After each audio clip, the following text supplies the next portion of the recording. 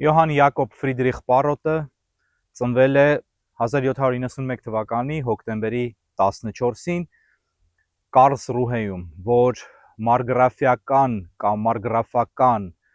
կամ մարգրավիեիտ, ինչպես ասվում է անգլերենում, Բադենի մարգրավիական թագավորության տարածք էր։ Պարոտը Գեորգ Ֆրիդրիխ Պարոտի որդին էր կամ Գեորգ Ֆրիդրիխ ֆոն Պարոտի որդին էր, որը Դորպատի համալսարանի վերահիմնադիրն էր, եթե կարելի է այսպես ասել, եւ առաջին ամենահայտնի ռեկտորը կամ նախագահը այսօրվա տերմինով ասված։ Դորպատի համալսարանը դա Տարտուի համալսարանն է, որը հենց այսօր էլ հանդիսանում է հռչակավոր համալսարան։ Պարոտը եւ պարոտները ընդհանրապես ազգությամբ գերմանացիներ էին եւ ծնվել էին իհարկե հռոմեական սրբազան կայսրության կազմում, բայց տեղափոխվեցին Բալթյան տարածք, մասնավորապես Էստոնիա, եւ այստեղ Տարտուում այդ ժամանակ իշխանությունը անցել էր ռուսական կայսրությանը։ Գեորգ Ֆրիդրիխ ֆոն Պարոտը, Պարոտի հայրը, ռուսական կայսեր ցարի կողմից շատ գնահատված եւ սիրված էր եւ բավական երիտասարդ տարիքում ստանձնեց Դորպատի հռչակավոր համալսարանի, որ եվրոպական կրթական մշակութային կենտրոն էր, ռեկտորի պաշտոնը։ Պարոտը, կրտսեր Պարոտը ուսումնասիրեց հոր համալսարանում, Դորպատի համալսարանում բժշկություն եւ բնական գիտություններ եւ 1811 թվականին արշավախումբ կազմեց եւ արշավով գնաց Ղրիմ ուսումնասիրելու գիտական, երկրաբանական, աշխարհագրական ուսումնասիրություններ կատարելու։ Ինչպես նաեւ այցելեց Կովկաս եւ Կովկասում նրան ուղեկցում էր Մորից ֆոն Էնգելհարտը, նույնպես հռչակավոր գիտնականներ։ Մասնավորապես Կովկասում Պարոտը օգտագործում էր բարոմետր, իր հիմնական գործիքը բարոմետրն էր, որպիսի չափի մակարդակների տարբերությունը Կասպից ծովի եւ Սև ծովի միջեւ։ Սա շատ կարեւոր աշխարհագրական, գիտական հետազոտություն էր ժամանակի համար։ Վերադարձից հետո Պարոտը նշանակվում է որպես բժշկի օգնական եւ 1815 թվականին դառնում է վիրաբույժ ռուսական կայսերական բանակի կազմում։ 1816-ից եւ 1817 թվականներին Պարոտը այցելում է Ալպեր եւ Պիրենեյան լեռներ 1821 թվականին նա արդեն պրոֆեսոր էր աշխատում ֆիզիոլոգիայի եւ պաթոլոգիայի գծով։ Հետո 1826 թվականին նույն Դորպատի համալսարանում ստանձնեց ֆիզիկայի պրոֆեսորի պաշտոն, այսինքն բազմավեկտոր գործունեություն էր ծավալում, գիտական, մասնավորապես բնական գիտությունների գծով գործունեություն էր ծավալում Ֆրիդրիխ Պարոտը։ 1837 թվականին Պարոտը մեկնում է Տորնիո, Ֆինլանդիայի մեծ դքսության տարածքում եւ երկրակեղևի մագնիսական դաշտերի ուսումնասիրություն է իրականացնում։ Նա ստեղծում է գազոմետր եւ բարոթերմոմետր, այսինքն կատարում է գյուտեր։ Լիվոնիայում Պարոտը պոպուլարիզացնում է կատալանյան արևի ժամացույցը եւ ցիլինդրաձև գրպանում տեղավորվող գրպանի չափով մի գործիք, ճշգրիտ գործիք 8 սանտիմետր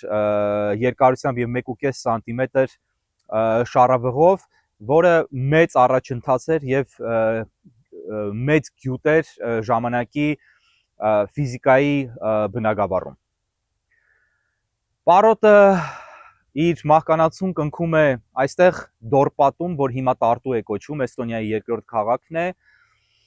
1841 թվականին եւ թաղվում է այստեղ Ռաադիի հռչակավոր գերեզմանատանը, հենց այստեղ, եւ սա պրոֆեսոր Յոհան Ֆրիդրիխ Պարոտի գերեզմանն է, որտեղ նա թաղվել է 1841 թվականին։ Պարոտի կողքին թաղված են նրա երկու կանայք, առաջին կինը Վաղամեռիկ, նրան հաջորդած հաջորդ կինը եւ իր դուստրը, որը ենթադրաբար թաղված է անմիջապես նրա կողքը։ Որևէ մեկի մահարձանին չկա անունները նշած բացի Պարոտից, բայց մենք արխիվային փնտրտուքների արդյունքում կարծում ենք, որ գտել ենք եւ տեղադրել ենք ահա այս հուշաքարը անուններով, ամբողջական անուններով եւ ընտանեկան դիրքով։ Տիկին եւ դուստր մակագրությունները, որոնք կատարել ենք դասական գերմաներենով ի պատիվ իրենց գերմանական ծագման։ Պարոտի ամենակարևոր նվաճումներից մեկը եւ նրան համաշխարհային հռչակ բերած քայլը ըստ էության բարձրացումներ դեպի Արարատի գագաթ, վերելքներ դեպի Արարատի գագաթ։ Պարոտը ըստ էության առաջին մարդն էր եւ մասնավորապես առաջին մարդն էր արձանագրված պատմության մեջ, որը Խաչատուր Աբովյանի հետ միասին ոտք դրեց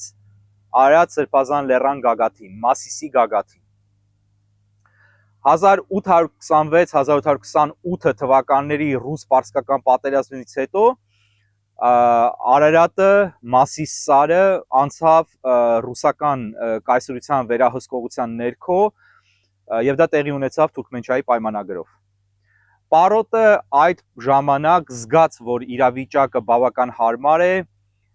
կատարելու իր վաղեմի երազանքը եւ բարձրանալու բիբլիական համարում ունեցող հայկական այդ լեռը։ Բավական երկար եւ ծանր աշխատանք տարավ Պարոտը, որպեսզի կայսրից հատուկ թույլտվություն ստանա Արարատ բարձրանալու համար եւ կազմելով գիտական թիմ, ինչպես նաեւ ձեռք բերելով գիտական տեխնիկա,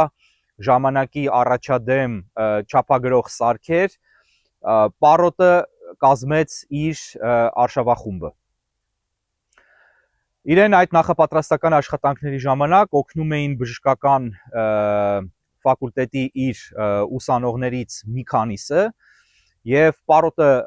դուրս եկավ Դորպատից դեպի Հայաստան 1829 թվականին։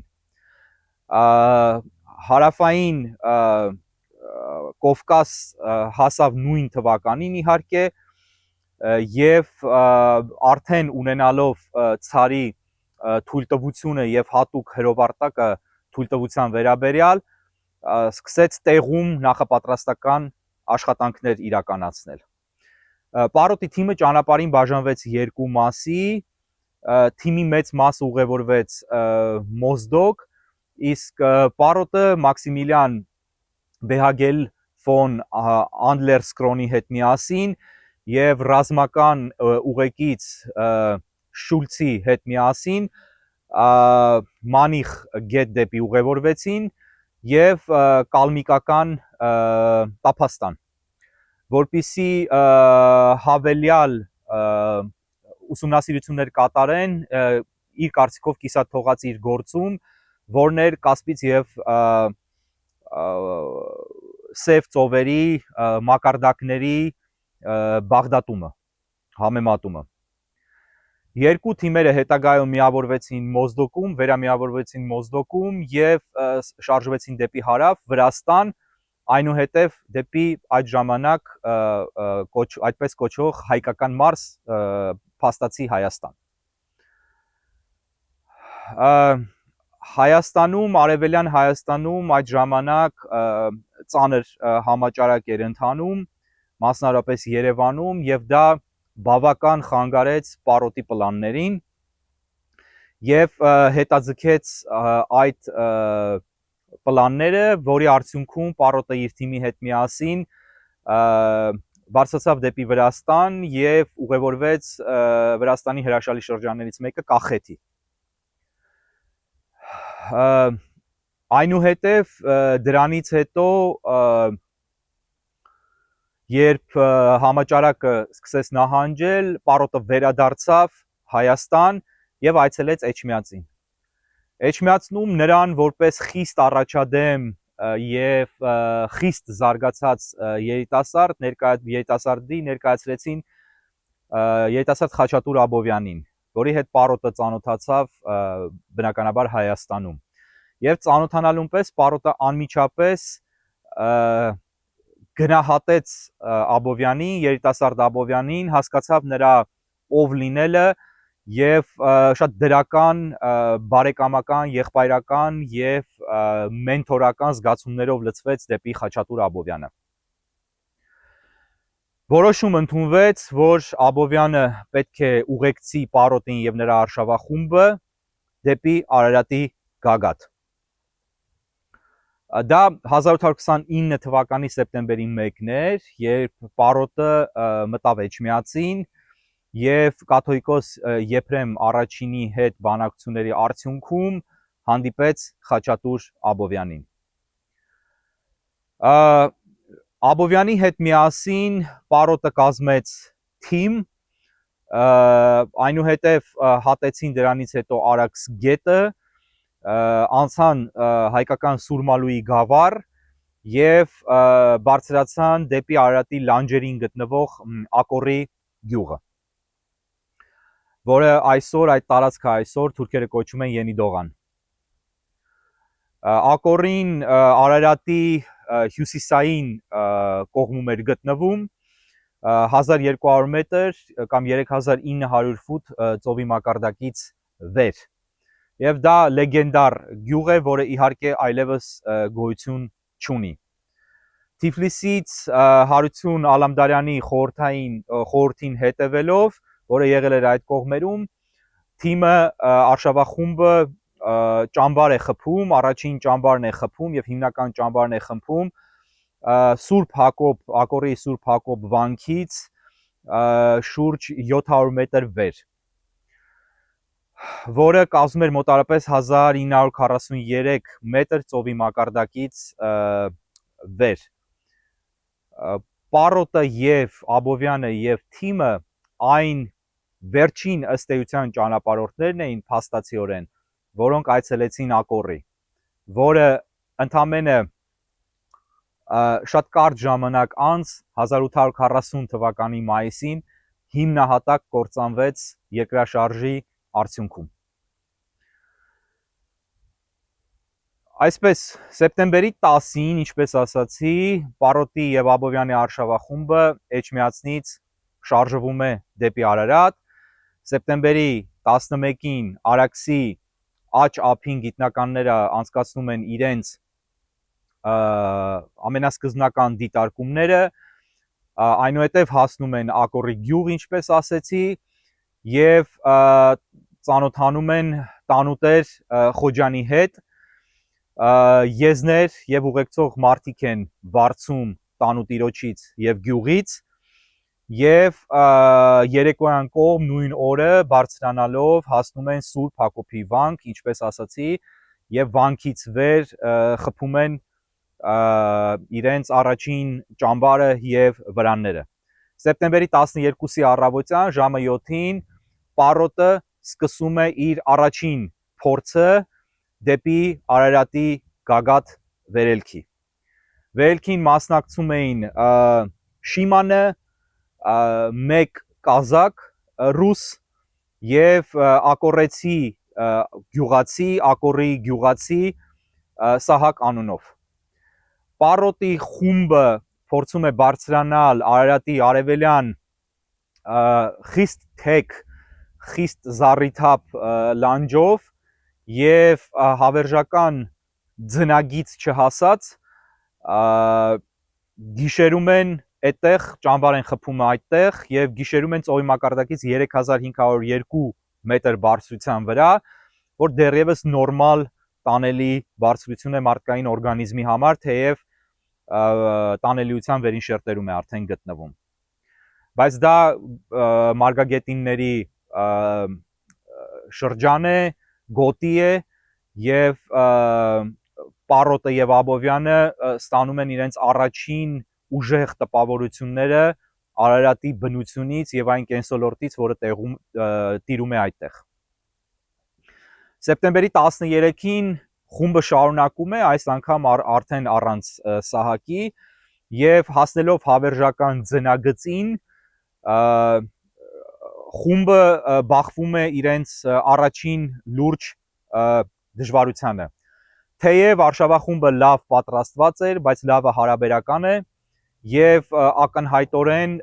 չունենալով նման փորձ չէին նախապատրաստվել հանդերձանքի առումով, բնականաբար այսօրվա հանդերձանքին մոտ անգամ հանդերձան գոյություն չուներ այն ժամանակ, բայց տեսականորեն կարող էին եւ առավել լավ հանդերձավորվել, ինչը որում թերացել էին իհարկե, եւ դա արդարացված էր, որովհետեւ չունեին փորձ եւ չէին պատկերացնում, թե ինչպիսի բնակլիմայական պայմանների կարող են բախվել այդտեղ։ Ընդամենը մի քանի ժամ ըստ իրենց հաշվարկների իրենց մնում էր դեպի Արարատի գագաթ, բայց չունենալով նաև ուտելիք եւ չունենալով նաև ջուր եւ գիշերը ստիպված լինելով արդեն իջնել, որը շատ վտանգավոր է, ըստ մահացու վտանգավոր է նման լեռնային պայմաններով, Արշավախումբը ընդունում է որոշում Պարոտի եւ Աբովյանի ղեկավարությամբ վերադառնալ ճամբար։ Դա տեղի ունենում մոտավորապես ծովի մակարդակից 4365 մետր բարձրության վրա։ Սեպտեմբերի 14-ին առավոտյան խումբը վերադառնում է Սուրբ Հակոբի վանքի իրենց ճամբար։ Արարատի գագաթը առավել քան երբևէ մոտ էր նվաճման համար, եւ Պարոտը փորձում էր անպայմանորեն հասնել գագաթին, բայց այստեղ մեծ էր նաև Աբովյանի դերը, որը մեծ մղմամբ փորձում էր ամեն ինչ անել, որպեսզի դա տեղի ունենա օր առաջ եւ ժամ առաջ, որովհետեւ Աբովյանը լցված էր բացահայտման ոգով եւ Աբովյանը ցանկանում էր առաջին մարդը լինելով տեսնել Սրբազան լեռան գագաթը, այդ գագաթից նայել Հայաստանին եւ վայելել այդ անասելի բերկրանքը, որի մասին ինքը նույնպես Պարոտի հետ միասին, սակայն միմյանց հետ այդ ժամանակ կապ չունենալով երկար տարիներ երազել էր։ Սեպտեմբերի 16-ին գյուղացիները հուշում են Արշավախմբին, Պարոտին եւ Աբովյանին, ավելի շուտ նրանց այդ զրույցների արդյունքում Արշավախումբը հուշվում է, գալիս է այն եզրակացությամբ, որ ճիշտ է գագաթ փորձել բարձրանալ լեռան արևմտյան կողմից։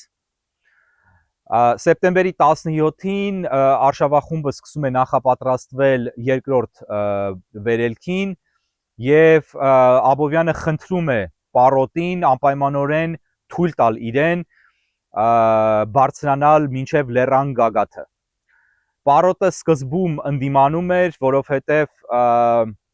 գտնում էր, որ դա շատ դժվար վերելք է լինելու եւ չէր ցանկանում Աբովյանի կյանքը ենթարկել վտանգի, բայց Աբովյանը այնքան համառորեն է համոզում եւ խնդրում Պարոտին, որ Պարոտին այլընտրանք չի մնում, քան համաձայնել Աբովյանի հորդորներին եւ խնդրանքներին։ Սեպտեմբերի 18-ին սկսվում է երկրորդ վերելքը եւ ծանր բեռնավորված կենթանիներով, ձիերով, եզներով եւ իհարկե իրենց արշավախմբով խումբը բարձրանում է արևմտյան լանջով դեպի Արարատի գագաթ, ուղևորվում է դեպի Արարատի գագաթ։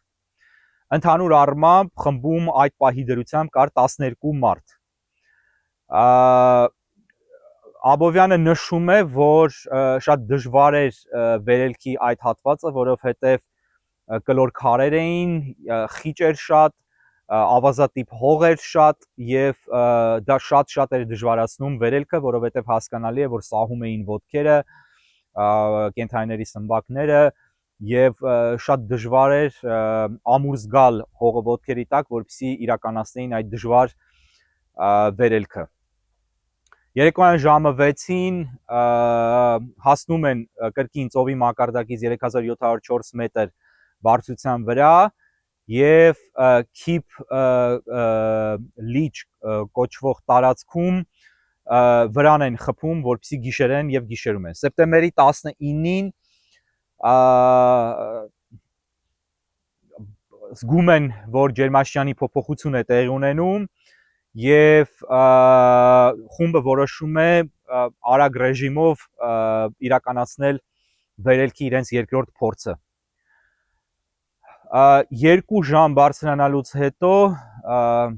դուրս են գալիս Արարատի վրա գտնվող սառցադաշտ, որի վրայով անցնելու համար անհրաժեշտ է կրկին հատուկ հանդերձանք եւ որը չունեին եւ փորձում են միմյանց բռնելով, կարճելով սառույցին եւ սառցադաշտի մակերեսին, փոքրիկ փոսեր անելով քայլել եւ շարժվել առաջ։ Այնուհետև օրվա վերջում հասնում են հարթ եւ նորմալ գնահատվող մի տարածք, որ գտնում է ժայռի մոտ։ Ժայռը բնականաբար մագլցելու որոշումից հեռու են մնում, որովհետև դա ոչ խելամիտ որոշում կլիներ եւ եղանակը վատանում էր, խոնավություն էր զգացվում եւ կանխատեսում են, որ լինելու է փոթորիկ, անձրև, սաստիկ քամի եւ գիշերելու համար դարձյալ խիստ վտանգավոր պայմաններ են ստեղծվում արշավախմբի համար։ Ծովի մակարդակից 4591 մետր բարձրության վրա Պարոտի եւ Աբովյանի արշավախումբը կանգ է առնում։ Այստեղ Պարոտը որոշում է իր հետ բերած 12 կիլոգրամ կշռող խաչը կանգնեցնել։ Խաչը կանգնեցնում է դիմահայաց դեպի Երևան, որպիսի ըստ իրեն քաղաքից հնարավոր լինի հեռադիտակով տեսնել խաչը, որովհետև իրենք տեսնում էին Երևանը, որը ըստ էության քաղաք չէր այդ ժամանակ, այլ գյուղաքաղաք էր կամ թերևս ավան էր։ Սեպտեմբերի 20-ին արշավախումբը իր ամբողջ կազմով վերադառնում է բազա եւ այս անգամ արձանագրվում է, որ չկարողացան այս ձգտումով նույնպես հասնել Լեռան Գագաթ։ Այնուամենայնիվ Պարոտը եւ Աբովյանը գալիս են եզրակացության, որ ընտրված մարտավարությունը եւ ուղին ճիշտ է եւ հաջորդ վերելքին պետք է շարունակել այդպես։ Սեպտեմբերի 21-ին իրոք որ փոթորիկ է տեղի ունենում Լեռան վրա, ուժեղ մառախուղ է լինում, ամպրոպ է լինում եւ արդարացվում են իրենց կանխատեսումները։ Սեպտեմբերի 12-ին արշավախումբը շարունակում է իր գիտական աշխատանքը տեղում, որոշակի նմուշներ են վերցնում հողի, ապարների եւ այլ նյութերի, փորձում են քարտեզագրական աշխատանքներ կատարել, ճշտում են իրենց մոտի արդեն իսկ արկա քարտեզները եւ Պարոտը բավական մեծ ժամանակ է առանձնացնում, հատկացնում իր մասնագիտացմանը մագնիսական դաշտերի ուսումնասիրմանը արդեն Արարատի վրա։ Պարոտը նաև ուսումնասիրում է, քանի որ Արարատը հրաբխային լեռ է, հրաբխային ապարները Արարատի, մասնավորապես բազալտը, պորփիրիտը, անդեզիտը եւ այլն եւ այլն։ Եվ պատահական չի, որ մենք այստեղ Հայաստանից Նարինե Փոլադյանի հետ միասին որոշեցինք, որ իմ առաջարկով, որպեսզի մենք օգտագործենք ոչ թե գրանիտ, որ հայկական չէր, այլ հենց հայկական բազալտ, մի քար, որի հետ Պարոտը առաջին անգամ բնականաբար առնչվել է Հայաստանում եւ որը շատ դիմացկուն է, Էստոնիայի խոնավ կլիմային կդիմանա եւ որը կունենա սիմվոլիկ նշանակություն եւ այս ծանր քարերը մեր ուսերին Երևանից, Լոնդոնով, Տալինով բերեցինք, հասցրեցինք Տարտու։ Սեպտեմբերի 23-ին արշավախմբի ուսումնասիրությունները շարունակվում են, սեպտեմբերի 24-ին եղանակը սկսում է բարելավվել եւ Պարոտը թարմացնում է դեպի Լեռան Գագաթ վերելքի իր պլանները։ Նա հաշվարկ է կատարում եւ հասկանում է, որ մարդկանց եւ կենդանիների ռեսուրսների ոչ օպտիմալ բաշխում է տեղի ունեցել, հետեւաբար պետք է վերադասավորել խումբը, վերակազմավորել խումբը եւ այնպես անել, որպեսզի արդյունավետ կերպով խմբի կազմը ծառայեցվի իրենց նպատակին, այն է նվաճել Արարատի գագաթը։ Սեպտեմբերի 25-ին Սուրբ Հակոբի վանքում սկսվում են վերջնական աշխատանքները արշավախմբի եւ արդեն խումբը սկսում է լրջորեն նախապատրաստվել երրորդ փորձին վերելքի։ Սեպտեմբերի 26-ի շատ վաղ առավոտյան դեռևս մթով արշավախումբը դուրս է գալիս Սուրբ Հակոբի վանքից եւ ուղևորվում դեպի լեռան Գագաթ։ Սա երրորդ եւ արդեն ամենակարևոր փորձն է վերելքի։ Այս վերելքի համար ընտրվում է փոքր կազմ, համեմատաբար նախկին վերելքի կազմի հետ համեմատած։ Բնականաբար արշավախմբի ղեկավարն է Ֆրիդրիխ Պարոտը, արշավախմբում է Հայնը, Աբովյանը, 6 գյուղացի եւ 3 ռուս զինվոր։ Վերելքը դարձյալ այս անգամ իրականացնում են լեռան հյուսիս արևմտյան կողմից եւ ժամը 12-ին կեսօրի կողմերը արշավախումբը Պարոտ Աբովյանի հասնում է Քիփ լճի հարթություն, որտեղ անցկացնում են մոտարապես 1.5 կամ գուցե 2 ժամ։ Բեռը վերցնում են սեփական ուսերին, որովհետև անասուններն այլևս չէին կարող բարձրանալ։ Այս բազայում մնում են 3 հոգի, 9 հոգին մնացած երեկոյան ժամը 5:30-ին գիշերելու որոշում են կայացնում եւ արդեն հավերժական ձյան սահմաններում ծովի մակարդակից 3910 ըստ էության գրեթե 4000 մետր բարձրության վրա խփում են իրենց վրանը, ճամբարը։ Սեպտեմբերի 27-ի առավոտյան ժամը 5:30 արշավախումբը դարձյալ սկսում է շարունակել վերելքը, սա արդեն վերջին փուլն է ըստ էության վերելքի եւ կես ժամից հատում են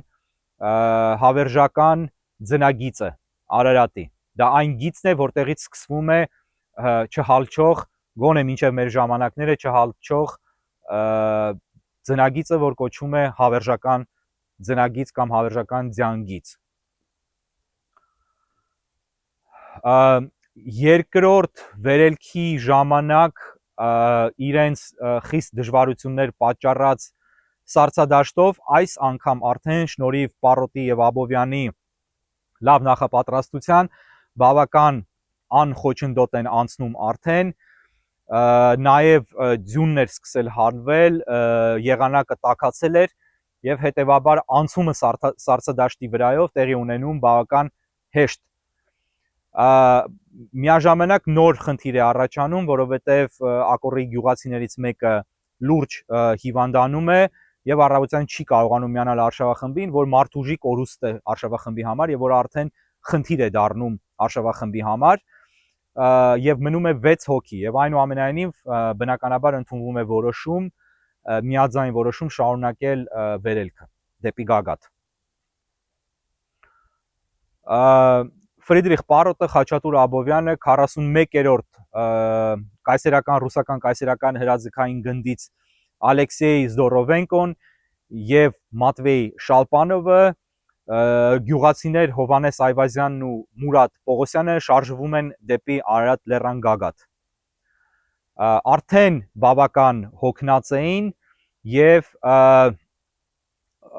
այնուամենայնիվ որոշում են այլևս չկասեցնել վերելքը եւ հասնել Գագաթին։ Իրենց ճանապարհին դեռևս կային մի քանի բլուրներ կամ ենթաբլուրներ սարի վրա, կային նաեւ սառցադաշտեր եւ ցերեկը ժամը 3:15 Պարոտի եւ Աբովյանի արշավախումբը նվաճում է Արարատ լեռան Գագաթը։ Աբովյանը ինքն իր հերթին բերել էր մի խաչ, որը բերել էր Էջմիածնից, բերել էր կանգնեցնելու համար Արարատի Գագաթին։ Եվ Աբովյանի խաչը այն միակ խաչն է եւ այն առաջին խաչն է, որը տեղադրվում է Արարատ լեռան Գագաթին։ Սա եզակի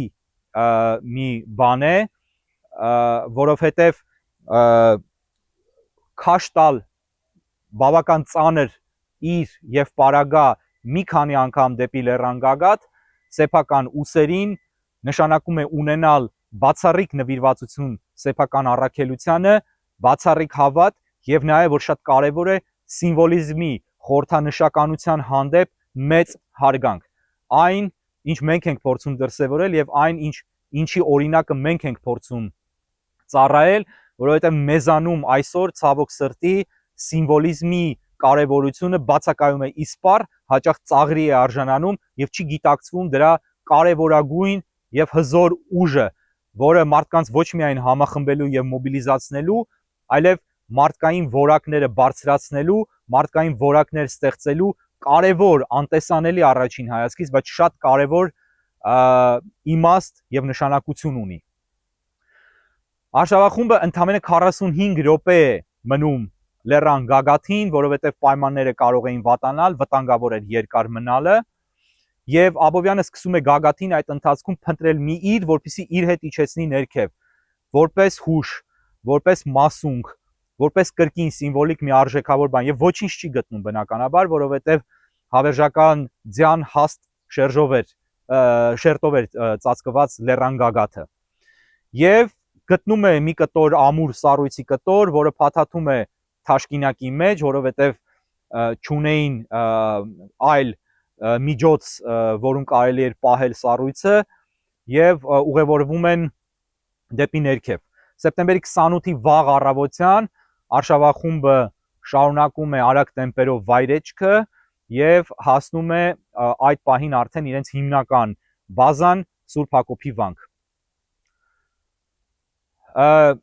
Սակայն արշավախումբը չի ավարտում իր առաքելությունը այդտեղ եւ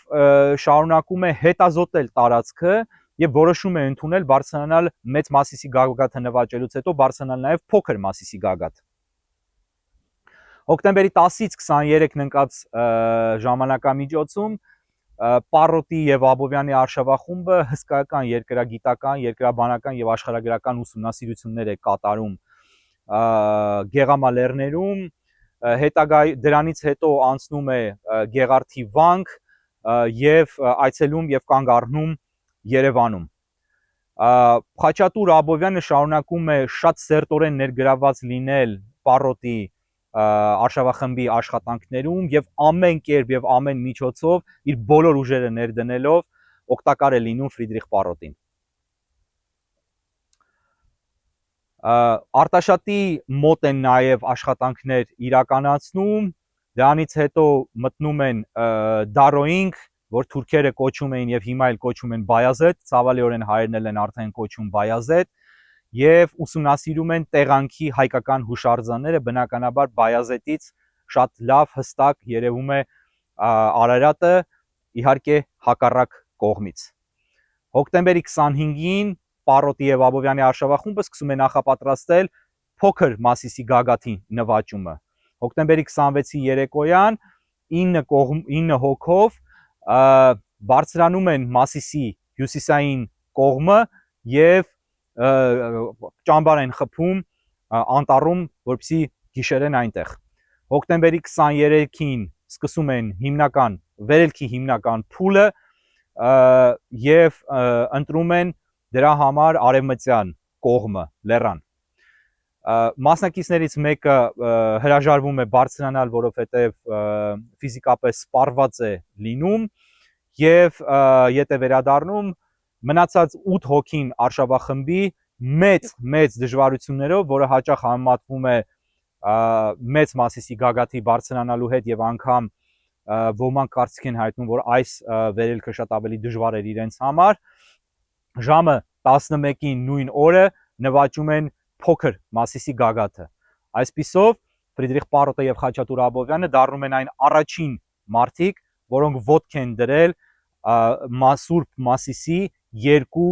սրբազան գագաթներին, առաջին մարդիկ, որոնք արձանագրվել են եւ ամենայն հավանականությամբ ընդհանրապես առաջին մարդիկ պատմության մեջ։ Պառոտը շատ տպավորված էր Աբովյանի որակներով, Աբովյանի տեսակով եւ Աբովյանի խնդրանքին օգնելու իրեն ստանալու արևմտյան կրթություն, որ ինչպես այսօր լավագույնն էր այն ժամանակ համարվում աշխարհում եւ լավագույնն էր հանդիսանում, ընդառաջում է Խաչատուր Աբովյանին եւ Աբովյանի վերադառնալով Դորպատ այստեղ Դորպատի համալսարանում կարողանում է թոշակ, կրթաթոշակ ապահովել Խաչատուր Աբովյանի համար, որպեսզի Աբովյանը գա եւ սովորի։ Աբովյանը գալիս է Դորպատ, որպես ունկնդիր մասնակցում է դասընթացներին Դորպատի համալսարանում, զբաղվում է ինքնակրթությամբ, մի բան, որ խորթ էր իր ժամանակներին եւ որ շարունակում է խորթ մնալ անգամ այսօր, ինքնակրթությունը շատ ինտենսիվ զուգահեռ իր համալսարանական կրթությանը զբաղվում է ինքնակրթությամբ, կատարելագործում է իր գերմաներենը հասցնելով այն կատարելության եւ սիրահարվում է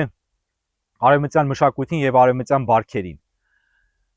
Հիմա իհարկե ռուսական ռոպագանդայի արդյունքում արևմտյան բարքերը եւ արևմտյան մշակույթը ներկայացվում են որպես բացասական հայոց մեջ, բայց շատ տարբեր չէր իրավիճակը նաեւ այն ժամանակ, ու թեև Դորպատը ռուսական կայսրության մաս էր այդ ժամանակ, բայց այնուամենայնիվ այստեղ տիրում էին արևմտյան մասնավորապես գերմանա-էստոնական բարքեր եւ մշակույթ, որը ժամանակի համար չափազանց բարձր մշակույթ էր եւ այսօր էլ շարունակում է վստահաբար այդպիսին մնալ։ Աբովյանը Հայաստան վերադառնալով, Աբովյանի կենսագրությանը չեմ ուզենա շատ անդրադառնալ, որովհետեւ մենք այստեղ ենք Ֆրիդրիխ Պարոտի գերեզմանին, պատվելու Ֆրիդրիխ Պարոտին, բայց Աբովյանը վերադառնալով Հայաստան դարձավ իրոք լուսավորիչ, որովհետեւ լույս բերեց իր ժողովրդին եւ առանձին ժողովուրդներ կան, որոնք ունեցել են լուսավորիչներ, նրանց բոլորին միավորել է մեկ բան, դա իրենց ազգերին, որոնք կամ խավարի մեջ էին, կամ ընկղմվել էին խավարի մեջ, կամ գահավիժում էին ներքև, փորձել են բարձրացնել եւ ինչ որ առումով դա հաջողվել է նրանց։ Աբովյանը իհարկե հանդիսանում է արդի հայ գրականության վերահիմնադիրը, Աբովյանը հանդիսանում է հայ նոր գրական լեզվի հիմնադիրը, նոր գրական լեզվի, այստեղ ոչ թե գրական լեզվի, այլ նոր գրական լեզվի։ Աբովյանը գրաբարից եւ միջին հայերենից արդի հայերենի անցման նախակարապետն է։ Աբովյանը ֆանտաստիկ գրող է եւ անհերքելիորեն իր ձիրքերը կատարելագործել է այստեղ Դորպատում, այն կարճ ժամանակաշրջանում, որում ապրել է, եւ այն մարդն է, որը Հայաստանում ընդդիմանում էր հետամնաց նախնադարյան որոշ իշխող բարքերին եւ դրա համար կոնֆլիկտներ էր ունենում եւ արժանանում էր հալածանքների։ Մի բան, որի մասին չեն խոսում այսօր Հայաստանում։ Եվ ցավոք սրտի Աբովյանի հետ կապված շատ բաների մասին չեն խոսում Հայաստանում։ Եվ ահա այստեղ է, որ շատ կարևոր է անդրադառնալ Աբովյանի թեմային, ոչ թե նրա կենսագրության անդրադառնալով, այլ չափազանց արդիական խնդիրներին, որոնք առնչվում են նաեւ Ֆրիդրիխ Պարոտին։ Աբովյանը նախ դեմ էր կրթական համակարգում բռնի մեթոդներով, բռի տերթոդիկական մեթոդներով բռի կրթությանը եւ հետադիմական նյութերի մատուցմանը երիտասարդությանը։ Այն ինչ ինքը տեսել էր Եվրոպայում, փորձում էր ներմուծել Հայաստան եւ արժանանում էր կատաղի դիմադրության եւ կատաղի հալածանքի։ Պիտի նշեմ նաեւ մի բան, որի մասին գրեթե ոչ ոք երբեք չի խոսում, վերադառնալով Արարատի բարձունքից Աբովյանին ներառյալ Հովանես Կարբեցի կաթողիկոսը սկսեցին մեղադրել, վիրավորել, հայհոյել, հալածել այն բանի համար, որ իբրև թե Արարատը պղծել էր Սրբազան լեռը, թեև նախորոք ունեցել էր թույլտվություն բարձրանալու, թե իբրև թե չպետք է բարձրանար այն լեռը, որի վրա կանգ էր առել Նոյի Սրբազան տապանը եւ որը բարձրանալու իբրև թե արգել կար Աստծո կողմից, որ մեղադրանքներ հնչեցին մասնավորապես Դորպատից վերադառնալուց հետո Հայաստան, որ իբրև թե Աբովյանը դավանափոխ է եղել, դարձել է բողոքական, դարձել է այլ դավանանքի քրիստոնեական կրոնական այլ դավանանքի հետևորդ եւ իբրև թե դավաճանել է իր ազգին։ Ասենք դասական սցենարներ են, որոնք կրկնվում են նաեւ այսօր, թեև այսօր Աբովյանի պես մարդիկ թերևս գուցե չկան այլևս եւ այլևս չեն լինի ցավոք սրտի, եթե չկան այսօր։ Կատաղի հալածանքների էր ենթարկվում Աբովյանը եւ թերևս գտնում էր մի վիճակում, որը կարելի է այսօր կոչել դեպրեսիվ։ Աբովյանին են պատկանում երկու կարևորագույն խոսքեր, որոնք արդիական են առավել քան երբևէ այսօր։ մեկը բուն իմաստով, երկրորդը այդ խոսքերի դասի եւ հետևանքների առումով։ Առաջինը դա այն խոսքերն են, բնականաբար իր գեղարվեստական աշխատանքներում են բերված, ոչ ուղղակիորեն Աբովյանի անունից, բայց դրանք պատկանում են Աբովյանի գրչին։ Շունչը տուր հոգիդ, բայց քո հայրենիք մի տուր թշնամյաց։ Սա ճիշտ այն է, ինչի դեմ այսօր կա հասարակական հստակ լայն եւ հուժկու կոնսենսուս, որ այն, ինչ ասել է Աբովյանը, մերժում է այսօր հայ ժողովուրդը։ Շունչը տուր հոգիդ, բայց քո հայրենիք մի տուր թշնամյաց։ Այն, ինչ տեսնում ենք մենք այսօր, հետեւյալ մոտեցումն է եւ դա խոսվում է բառերով։ Շունչը չտաս, հոգիդ չտաս։ Ամեն ինչ տուր ներառյալ հայրենիքը, բայց շունչդ եւ հոգիդ պահպանիր։ Եվ հաճախ ենք լսում, իսկ ում հաշվին եք, ում զավակների հաշվին եք ուզում հայրենիք պահել։ Ձեր զավակների, իմ զավակների։ Սրանք խոսքեր են, որոնք անպատկերացնելի են եւ անհնար է լսել աշխարհի որևէ այլ կետում բացի Հայաստանից։ Եվ Աբովյանը հենց սրան հակառակ ձևակերպում էր տալիս։ Մի ձևակերպում, որ պետություն եւ հայրենիք եւ կյանք եւ շունչ եւ հոգի ունենալու գրավականն է։ Դա շունչը եւ հոգին հանուն հայրենիքի տալն է։ Եվ այսօր ճիշտ դրա հակառակն է իրականացվում։ Քաղաքական մեկնաբանություններ հիմա ես չեմ անի, այլ կանցնեմ մեկ այլ թեմայի, որ ունի նույնպես քաղաքական ենթատեքստ եւ քաղաքական բնույթ առանց ենթատեքստի։ Դա Աբովյանի այն խոսքերն են գրական հերոսի շուրթերից ասված, հայտնի, որոնք այսօր օգտագործում են Աբովյանի դեմ։ Դա օրնվի այն սահատը, երբ ռուսի ոդկը մտավ Հայաստան, լիս աշխարհ։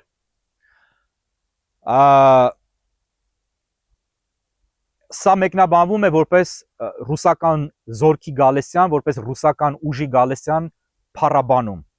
Պիտի նկատենք, որ առանց ինձ համեմատելու, բայց հենց իմ օրինակով բերեմ, ինչպես ես 2018 թվականի չհեղափոխության ժամանակ սատարեցի այդ շարժմանը, հավատալով, որ փոփոխություններ են լինում, բայց հետո հիասթափվեցի եւ առաջինն է ըստ էության ամբողջ քաղաքական դաշտում, որը տեսավ, թե ինչպիսի իրականություն է տիրում եւ ինչ է լինելու, այդ կերպ Աբովյանը հույսով, որ պարսկական դաժան տիրապետությունը ժամանակի, դաժան տիրապետությունը Հայաստանում կվերանա եւ եվրոպական, իբրև թե եվրոպական արևմուտքից, հարաբերականորեն արևմուտքից Հայաստանի համար ըստ էության իրականում հյուսիսից եկող ուժը, որ քրիստոնյա է, պետք է որ տրամաբանորեն հայերին հանդեպ բարեկամ լինի, որ այդ ուժը կբերի լույս եւ թեթևություն Հայաստանին։ Բայց չի խոսվում այսօր այն մասին, որ այդ խոսքերը գրելուց հետո շատ կարճ ժամանակ անց Աբովյանը ունեցավ իր կյանքի ամենախոշոր հիասթափություններից մեկը։ Եվ ինքը նույնպես առաջիններից էր ողջ դաշտում, որ տեսավ եւ հասկացավ, թե ինչ է, ինչպիսի դաժան եւ անմարդկային տիրապետություն է հաստատվել Ռուսաստանի կողմից Հայաստանում։ Եվ շատ հաճախ Աբովյանը ասում էր, որ ռուսների իշխանությունը Հայաստանում շատ ավելի դաժան եւ անմարդկային է իր պայմաններով, իր հետևանքներով եւ իր վարման կերպով, քան անգամ նրանց նախորդած ժամանակի պարսկական տիրապետությունը Հայաստանում։ Եվ այս մասին չեն խոսում շատերը։ Սրան անդրադարձել է Աքսել Բակունցը,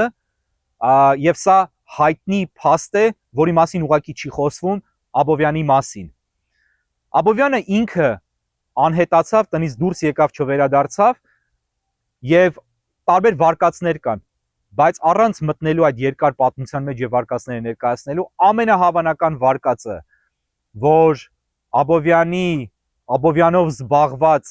ընտանիքի անդամները, ժառանգները եւ նաեւ որոշ հետազոտողներ հակված են այն մտքին, այդ թվում եւ իմ համոզմունքն է, որ ամենայն հավանականությամբ Աբովյանին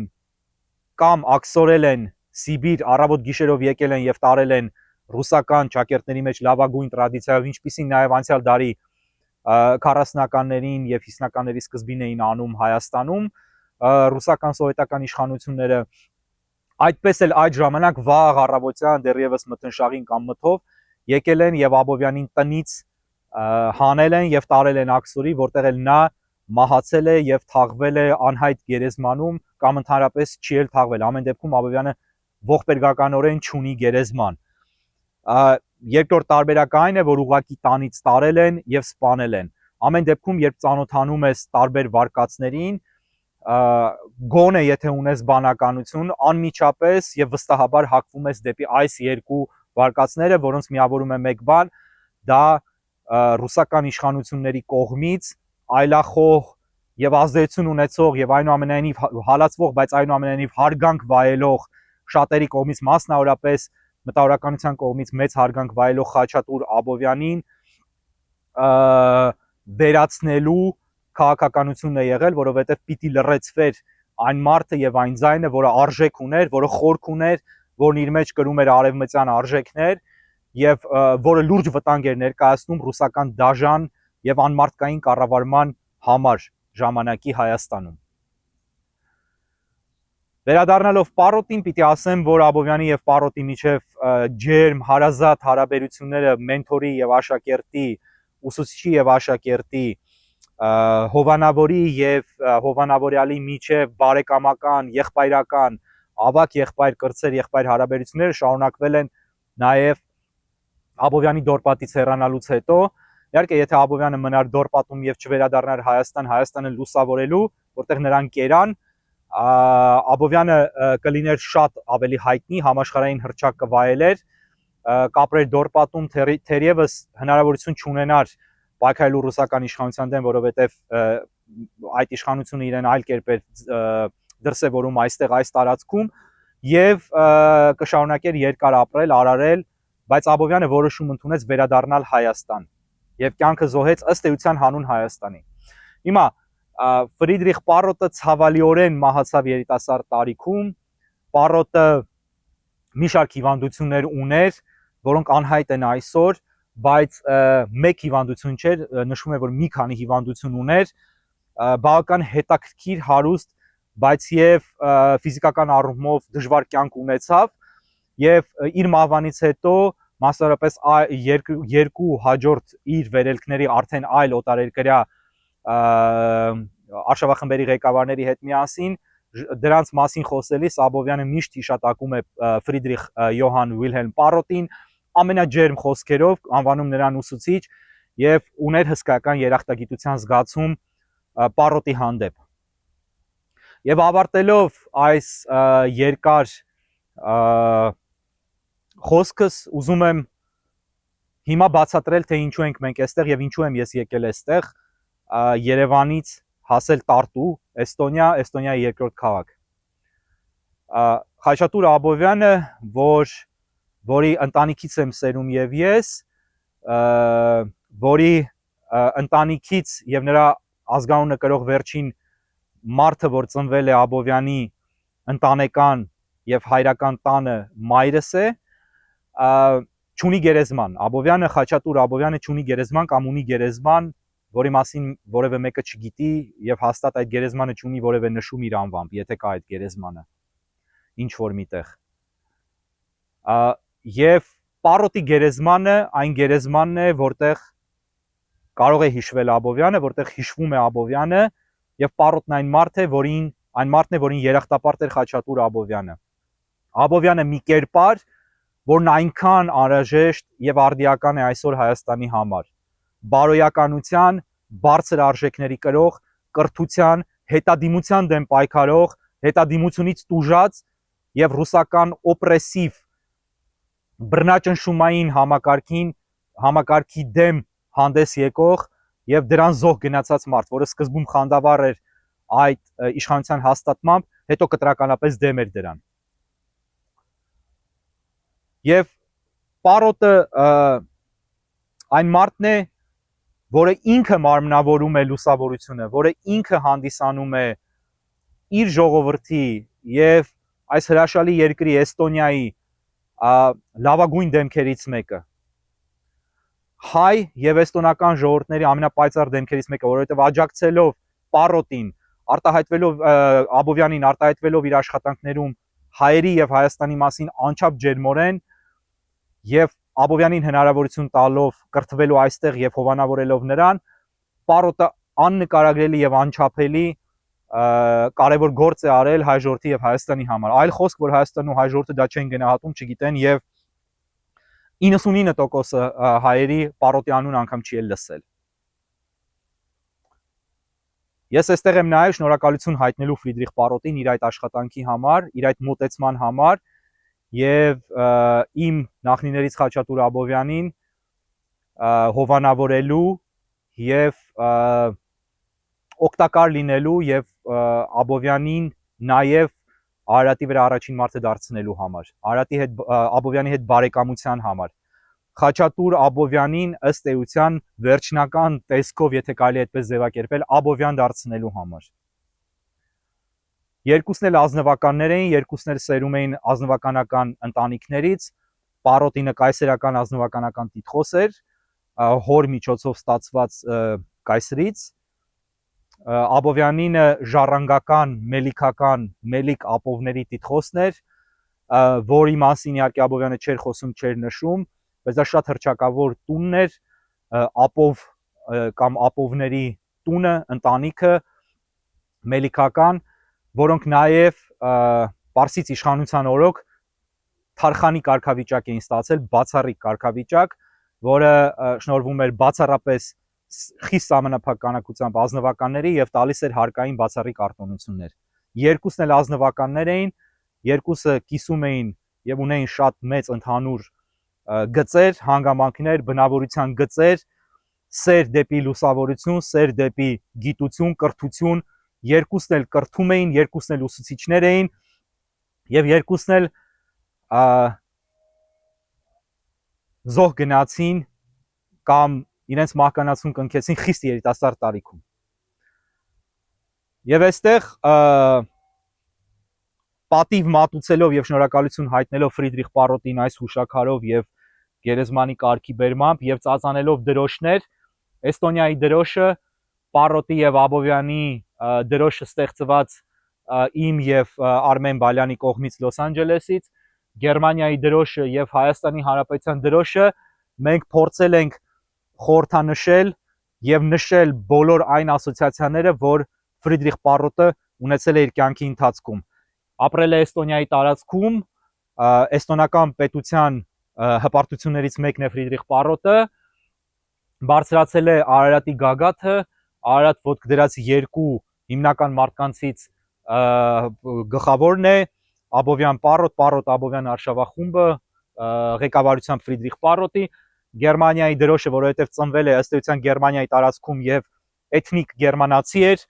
եւ Հայաստանի Հանրապետության դրոշը, որովհետև Աբովյանը հայ էր, Հայաստանից էր, իհարկե չկար այն ժամանակ Հայաստանի Հանրապետություն, չկար այս դրոշը, չկար նաեւ Էստոնիա եւ Էստոնիայի այս դրոշը, բայց դրանք խորհրդանշում են այն տարածքները եւ այն էթնոսները, որոնց հետ կապված էր Ֆրիդրիխ Պարոտը եւ նաեւ Խաչատուր Աբովյանը։ Եվ այստեղ, քանի որ ընտանիքի անդամները չունեին իրենց անունները նշված, տեղադրվել է քար, հուշաքար ընտանիքի 3 անդամների անուններով եւ փոքրիկ դրոշակներ, ինչպես նաեւ վառում ենք մոմ եւ խունկ ենք ծխում ի հիշատակ Ֆրիդրիխ Պարոտի, նաեւ Խաչատուր Աբովյանի եւ Պարոտի ընտանիքի։ Շուրջ 200 տարի անց մահվանից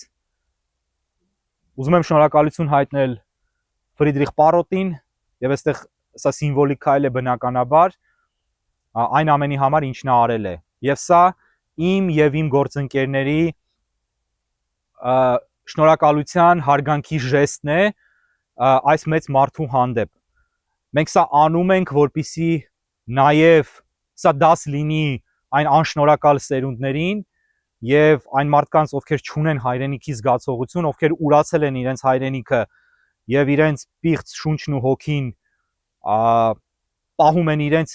հանձնելով հայրենիքը, որ կան այլ արժեքներ, որ այս ապաբարոյականության ծովում եւ ժամանակներում այնուամենայնիվ կան սկզբունքներ եւ կա սիմվոլիկա, որը անհրաժեշտ է պահպանել եւ մենք դա պահպանում ենք եւ անում ենք։ Եվ ուզում եմ նաեւ ի թիվս այն մարդկանց, որոնց նշել եմ ինտերեսանյութում, շնորհակալություն հայտնել նաեւ